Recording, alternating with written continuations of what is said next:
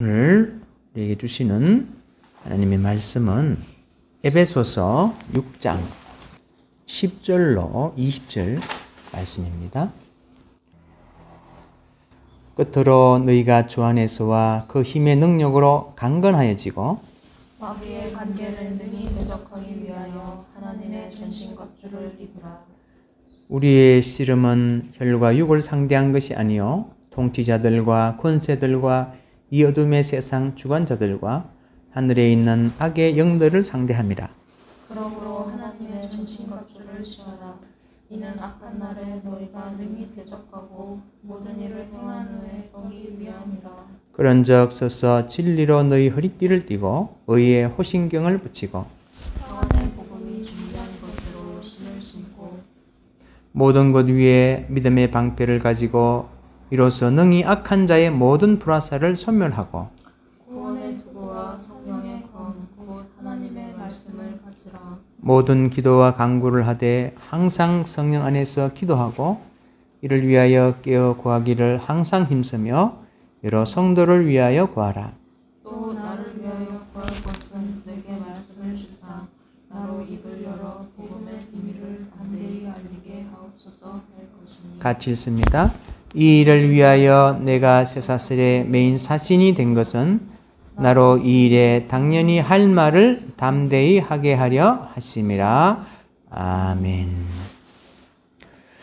오늘 이 본문의 말씀을 중심으로 하나님의 전신 갑주를 취하라 라는 제목으로 주님이 주신 은혜를 나누고자 합니다.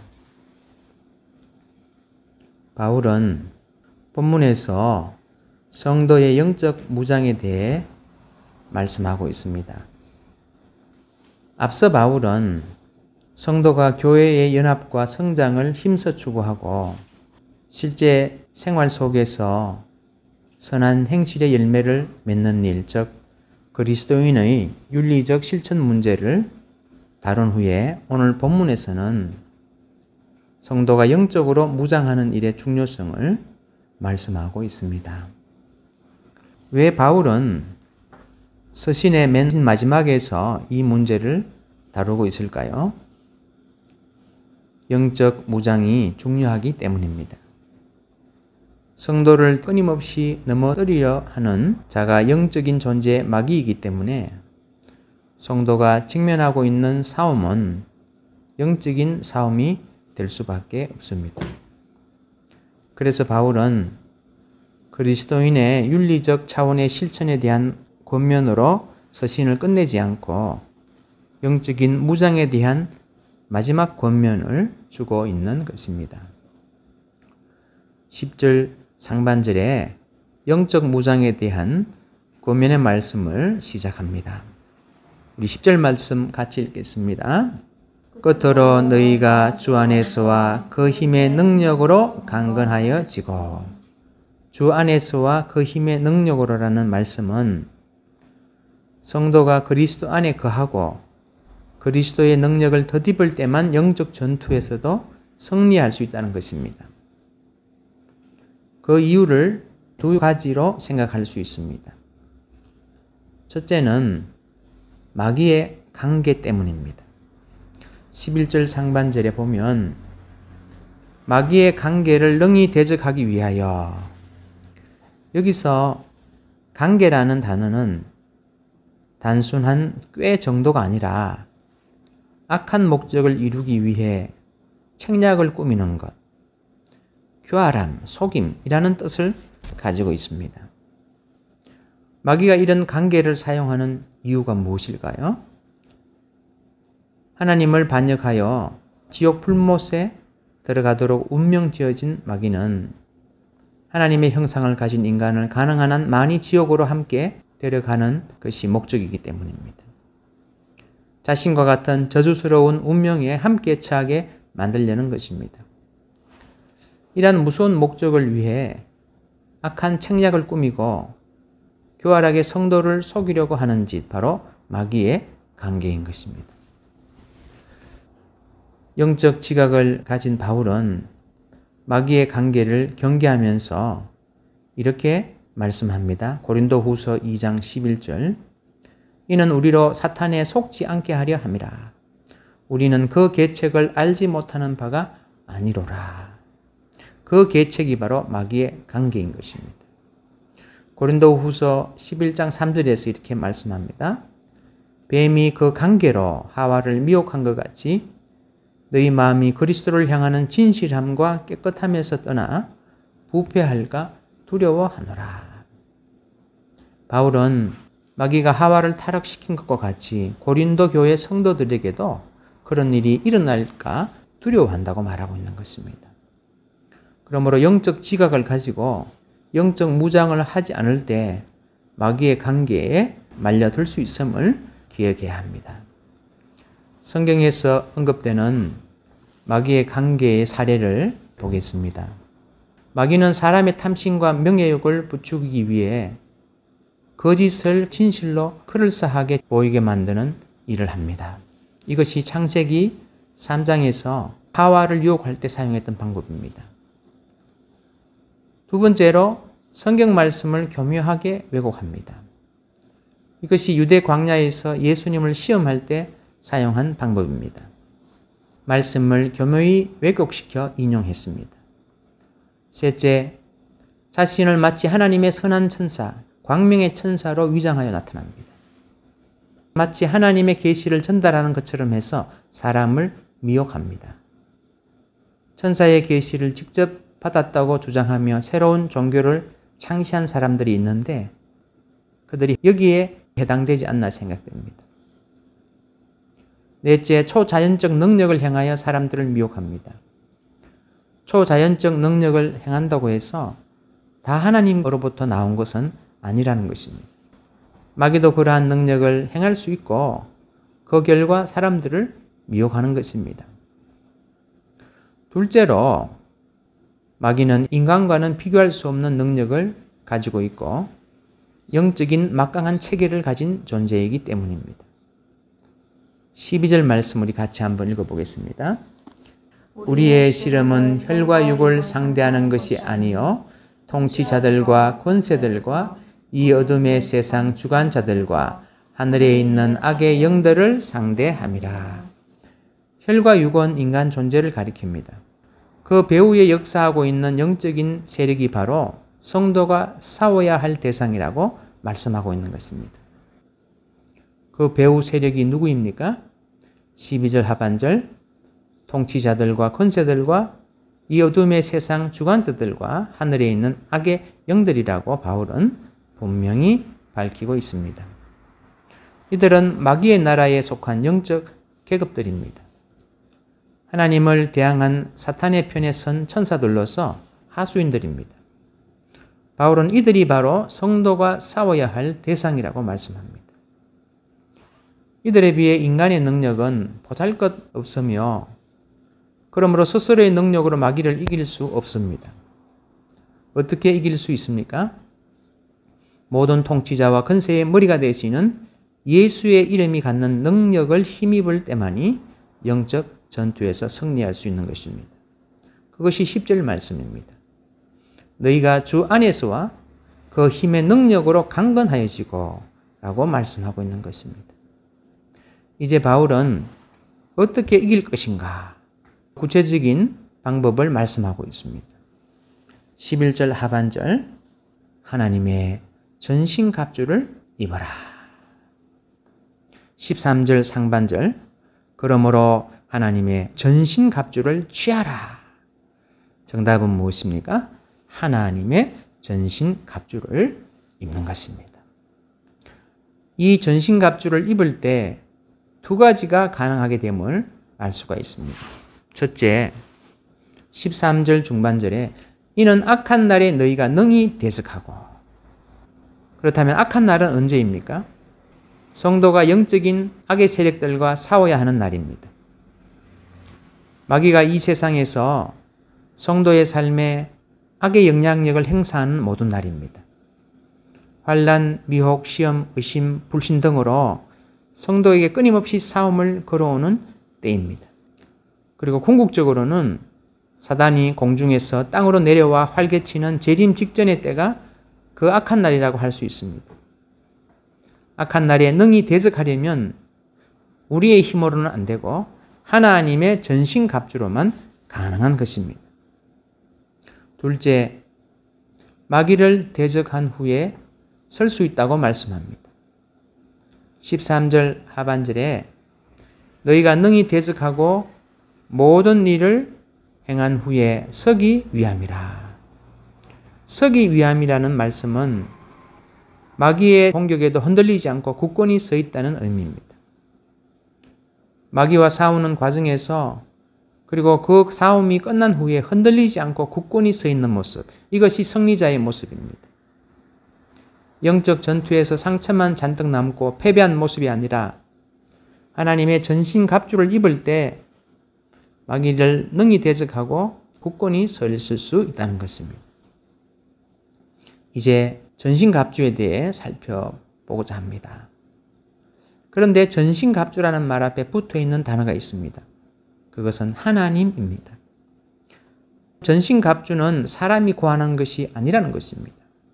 마귀와 영적인 전투를 해야 하는 성도를 위해 준비해 주신 것입니다.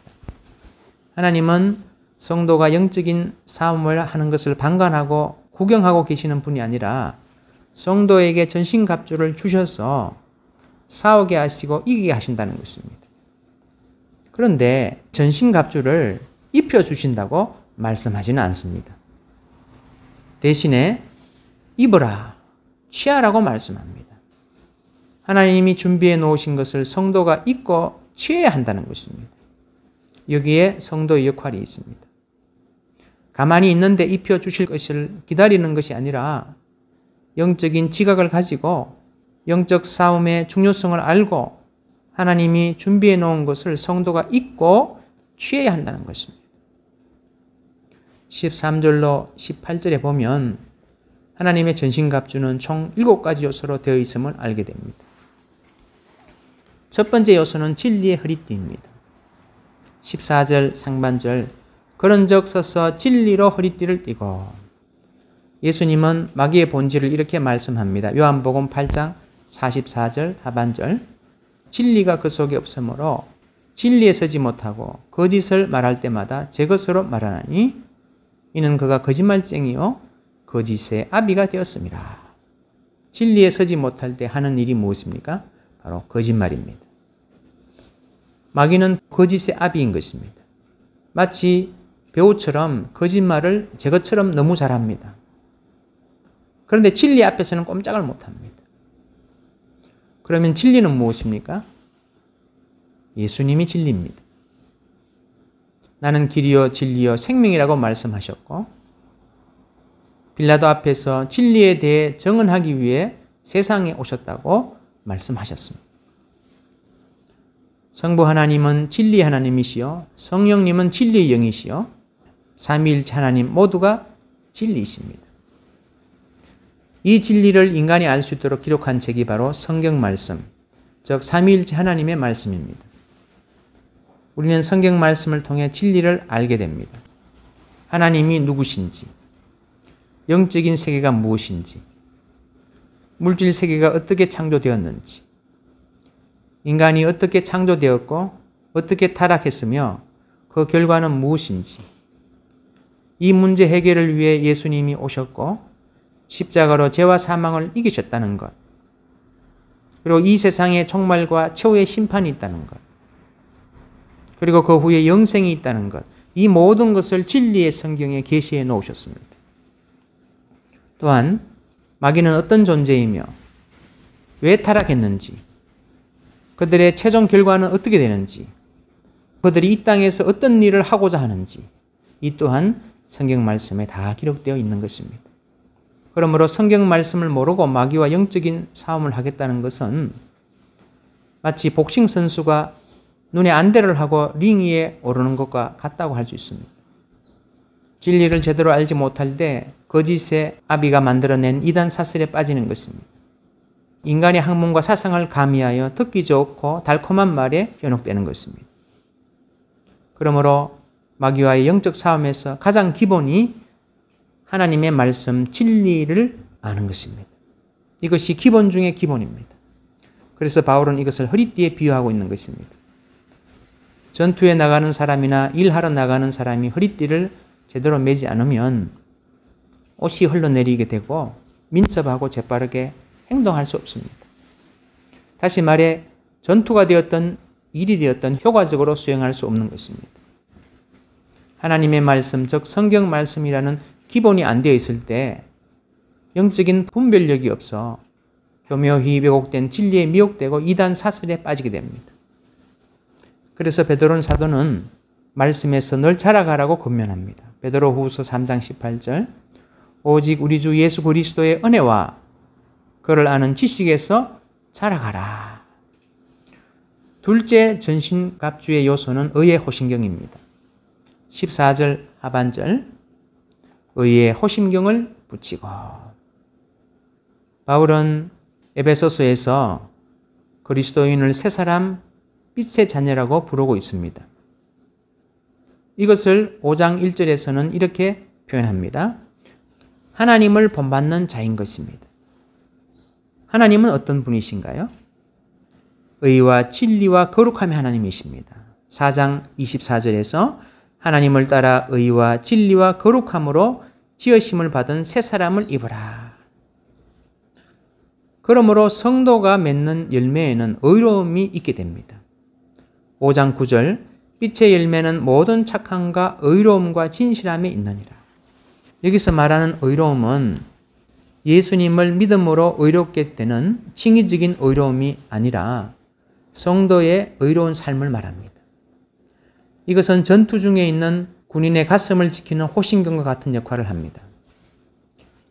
성경 말씀을 배워 진리로 허리띠를 삼고 있다면 그 말씀을 따라 사는 것이 바로 의의 호신경인 것입니다. 전쟁 중에 군인이 호신경을 잃을 때 적의 공격에 가슴이 노출되듯이 성도가 의로움을 잃을 때 마귀의 공격을 받게 됩니다. 다윗에게는 늘 의의 호심경이 있었습니다. 그는 진리의 말씀을 좋아했고 그 말씀을 따라 살았습니다. 그런데 어느 날 그가 큰 범죄를 저질렀습니다. 의의 호심경을 잃어버렸습니다. 이것은 마귀에게 대문을 열어주는 것과 같았습니다. 마귀는 다윗의 범죄를 통해 하나님을 회방했고 다윗 자신도 큰 징계를 받게 되었습니다. 성도가 의의 호신경을 잃어버릴 때 마귀의 조롱거리, 참소거리가 될 수밖에 없고 하나님의 이름이 세상 가운데 회방을 받게 됩니다. 성도들이 세상에서 의의 호신경을 잃어버릴 때 하나님의 이름이 조롱받게 되는 것입니다. 셋째, 평안의 복음의 신발입니다. 15절 평안의 복음이 준비한 것으로 신을 신고.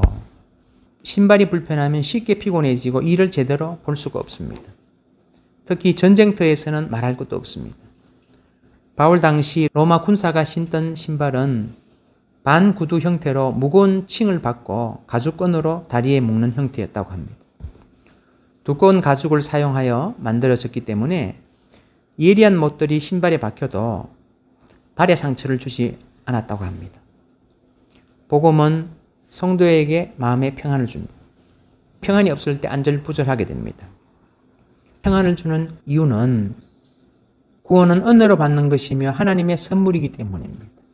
에베소서 2장 8절 9절 너희는 그 은혜에 의하여 믿음으로 말미암아 구원을 받았으니 이것은 너희에게서 난 것이 아니요 하나님의 선물이라. 행위에서 난 것이 아니니 이는 누구든지 사랑하지 못하게 함이라. 이 선물을 주시기 위해 예수 그리스도께서 나의 모든 죄를 위해 죽으셨다는 것. 이것이 복음 즉 좋은 소식입니다. 회개하는 자를 용서하시며 받아주시는 복음의 능력으로 인해 복음의 평안이 신발이 되어 인생의 광야를 걸어갈 때 가시와 못에 찔려도 평안의 복음의 신발이 마음의 평안을 누리게 해주는 것입니다. 성도는 이 복음의 기쁜 소식, 죄의 용서와 회개가 주는 평안을 붙들고 누리고 살아야 하는 것입니다. 넷째, 믿음의 방패입니다. 16절 상반절 모든 것 위에 믿음의 방패를 가지고 강조점은 방패에 있다고 생각됩니다. 방패로서의 믿음입니다. 마귀는 성도를 넘어뜨리기 위해 불화살을 쉴 새 없이 쏘아댑니다. 마음속에 드는 의심, 공포, 환경이 주는 어려움과 시험, 환난 이런 것들을 경험합니다. 이럴 때 마귀는 불화살을 쏘아댑니다. 하나님의 선하심에 대한 의심을 심어줍니다.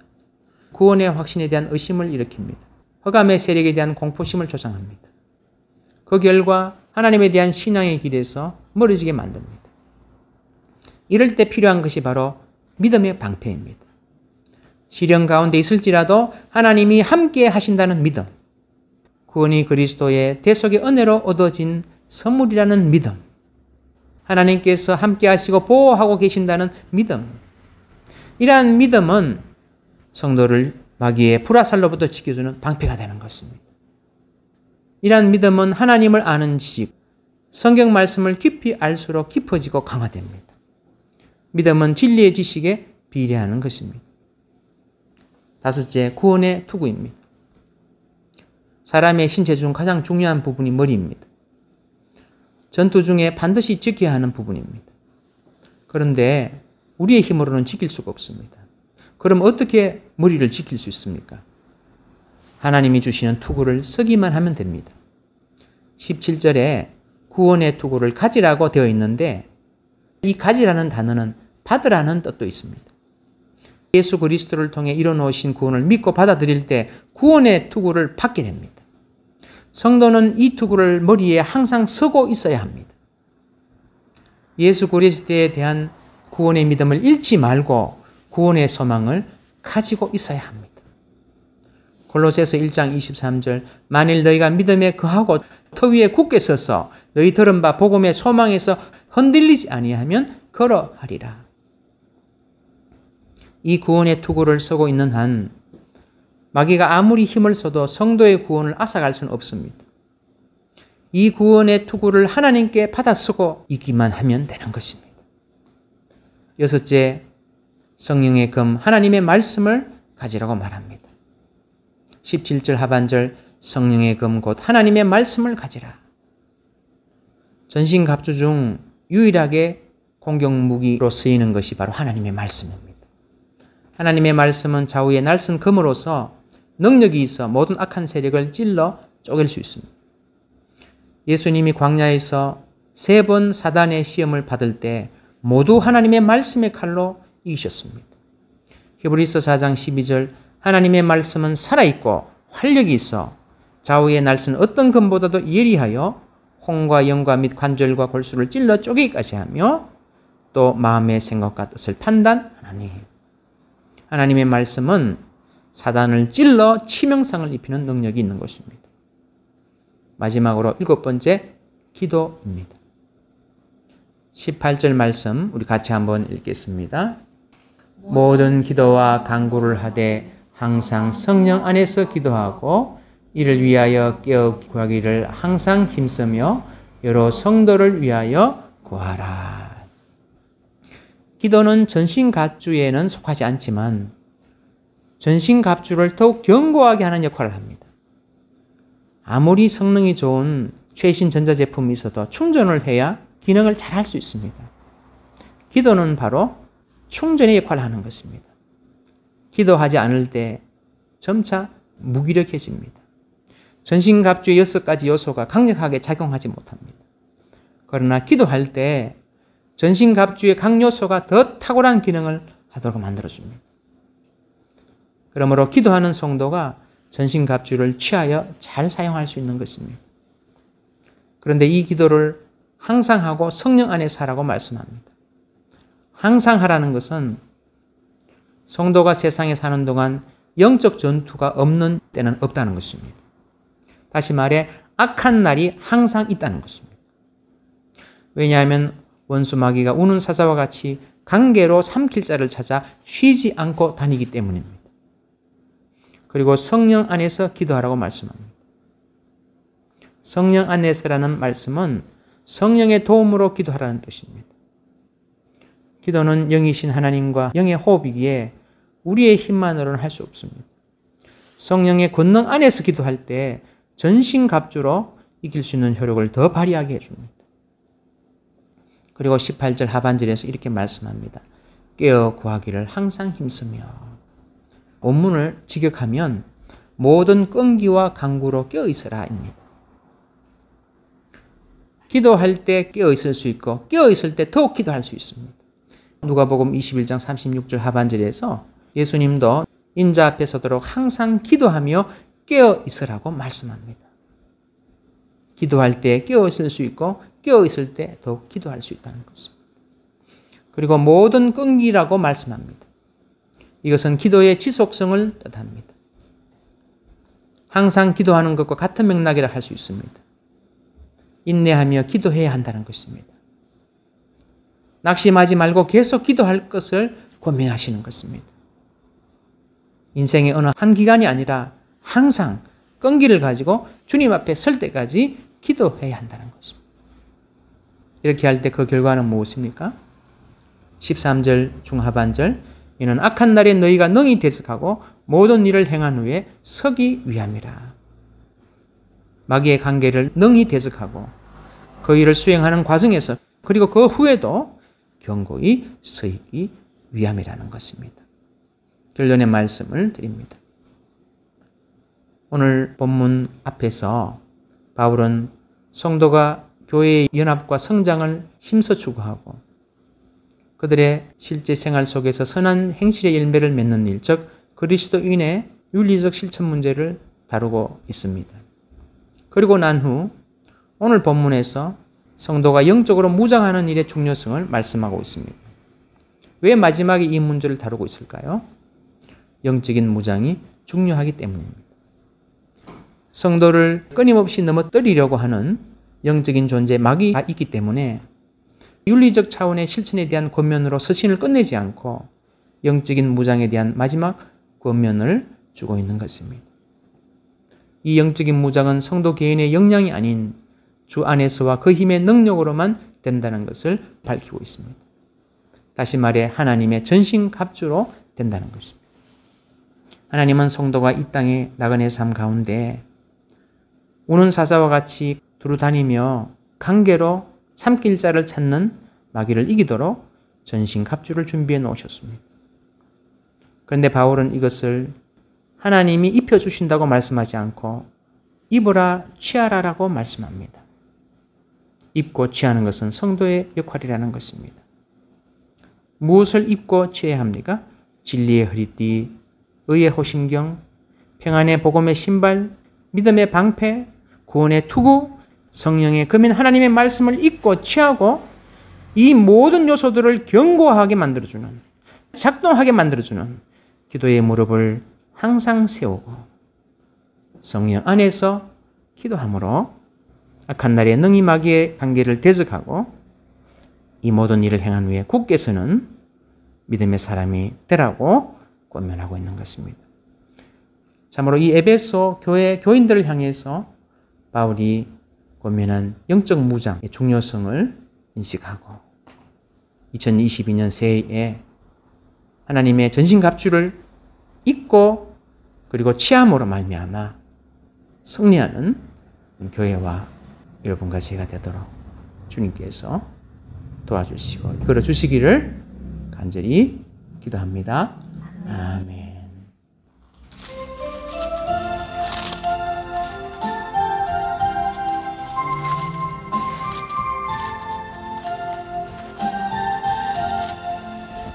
대산을 넘어 험곡에 가도 이 가운데로 걸어가며 주께서 항상 지키시기로 약속한 말씀 변치 않네.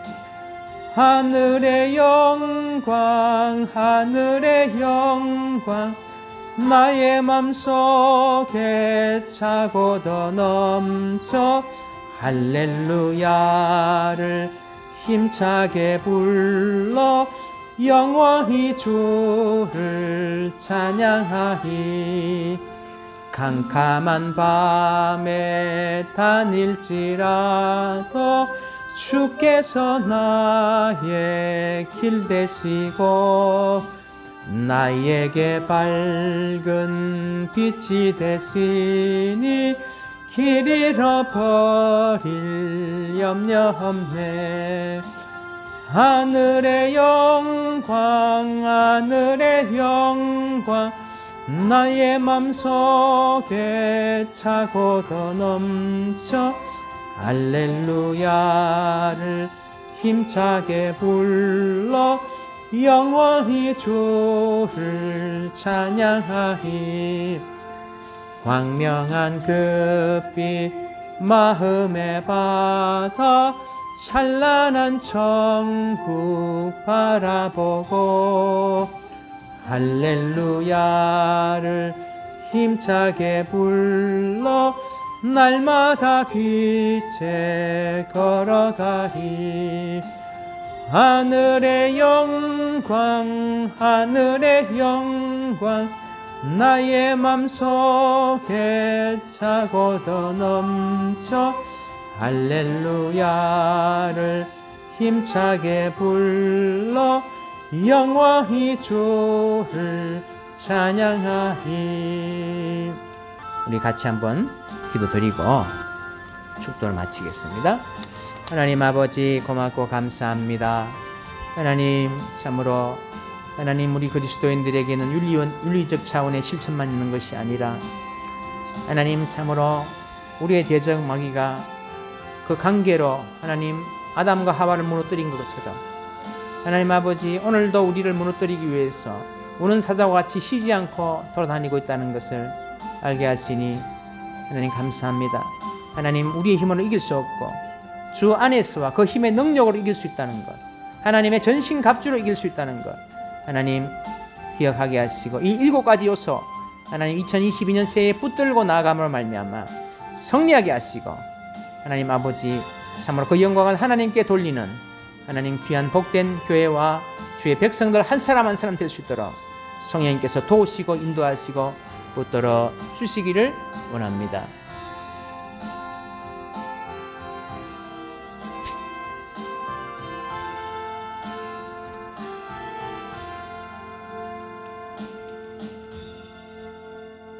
지금은 죄와 죽음에서 우리를 구원하시는 예수 그리스도의 은혜와 독생자 예수 그리스도를 보내시기까지 우리를 사랑하신 하나님의 무한한 사랑과 그리고 이 땅에서 나그네 인생길을 살아가는 우리를 위하여 하나님의 전신갑주를 준비하셔서 2020년 새해에 그 전신갑주를 입고 승리하는 삶을 살기를 원하셔서 오늘 이 말씀을 통해서 감화하시고 감동하시고 교통하시는 성령의 역사가 이 말씀 앞에 겸손히 아멘으로 화답하며 승리하기를 다짐하는 하나님의 사랑하는 아들, 딸 머리 위에 2021년 남은 기간과 다가오는 2022년 새해에 그리고 주님 앞에 설 때까지 함께 하시길 간절히 축원드리옵나이다.